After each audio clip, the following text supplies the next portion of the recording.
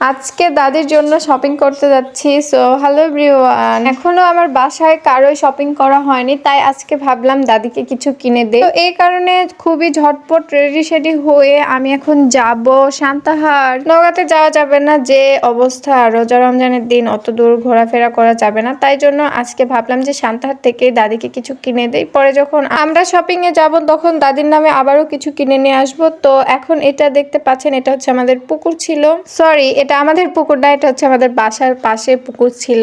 তো আমার দাদির কিছু কিছু জিনিস কেনাকাটা লাগতো, এই কারণে আমি বের হয়ে পড়েছিলাম সান্তাহারের উদ্দেশ্যে। আমি ছিলাম, আমার ফুফাতো বোন ছিল, আর আমার দাদি, আমরা তিনজন মিলে আজকে মার্কেট করব। দেখা যাক কি কেনা যায় আর কি কেনাকাটা করি। ওরে বাবারে, আজকে যে শুক্রবার তারপরেও শান্তি নেই, এত পরিমাণ জ্যাম কি বলবো। তো ফার্স্টে আমি চলে এসেছিলাম জুতার দোকানে, আমার দাদির জুতা কেনা লাগতো, এই কারণে জুতা এখানে দেখতেছিলাম যে কোনটা ভালো আর কোনটা কোয়ালিটি সম্পন্ন। তো যেটা ভালো হবে সেটাই আমি নিব। দেন জুতা কেনাকাটা করার পর এমনি আমার দাদির রান্না লাগতো আর এমনি কাপড় নিত। তো এই দুইটা এখন এখান থেকে আমরা কিনবো। আমি তো দাঁড়িয়ে দাঁড়িয়ে দেখতেছিলাম, আর জিনিসপত্রের এত পরিমাণে দাম। আমার দাদি তো হচ্ছে 3 পিস এগুলো পরে না, আমার দাদি হচ্ছে সিট কাপড়ের পরে। তো আমরা হচ্ছে সিট কাপড়েরই দেখা যাক কি নেওয়া যায়। আই মিন এত পরিমাণ জিনিসপত্রের দাম, মানে কারোর সাথে কোনো কথাই বলা যাচ্ছে না। যদি কাউকে কোনো কিছু কম বলতে বলি, ওরে বাবারে, তারা তো কেউই কোনো কিছু কম করবে না। এই দেন তারপর আমাদের মার্কেট করা অলরেডি শেষ। এই তো আমার ফুফাতো বোন হাতে নিয়ে আছে। আর আজকে কিন্তু একটু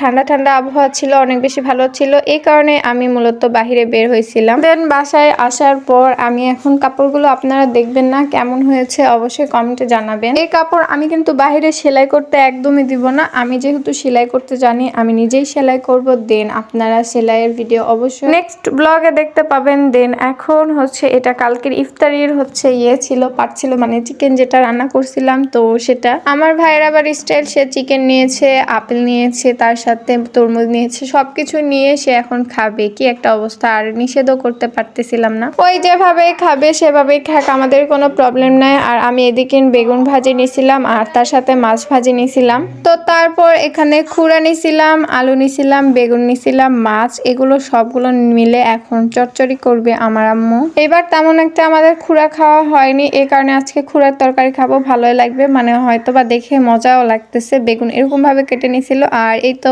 মাছ যেগুলো কয়েকদিন আগে কিনে নিয়ে আসছিলাম। আর তারপর ইফতারিতে আমি হচ্ছে গুড় ভিজাইছিলাম, তো সেই গুড়গুলো এখন ভালো করে গুলতেছিলাম, মানে হচ্ছে আর কি সবকিছু ঠিকঠাক করতেছিলাম। দেন তারপর এখানে আজকে এটাই শুধু না, আরো কিছু আছে। এই তো পেঁয়াজ ভেজে নিচ্ছিলাম, আলু ঘাটি করবে আমার আম্মু। আলু ঘাটিও কিন্তু খাওয়া লাগবে, অনেকদিন ধরে আমরা কিন্তু খাইনি, উত্তরবঙ্গের মানুষ, আর আমরা আলু ঘাটি না খেলে কি হবে বলেন তো। এই কারণে আজকে আলু ঘাটি খাবো অনেকদিন পর, ভালো লাগতেছে, মানে ভেবেই আমার অনেক বেশি মজা লাগতেছে, তাহলে খাইলে আমার কত বেশি মজা লাগবে। তো যাক, আজকের ব্লগটা এত দূর পর্যন্ত, ভালো থাকবেন, আল্লাহ হাফেজ সবাইকে।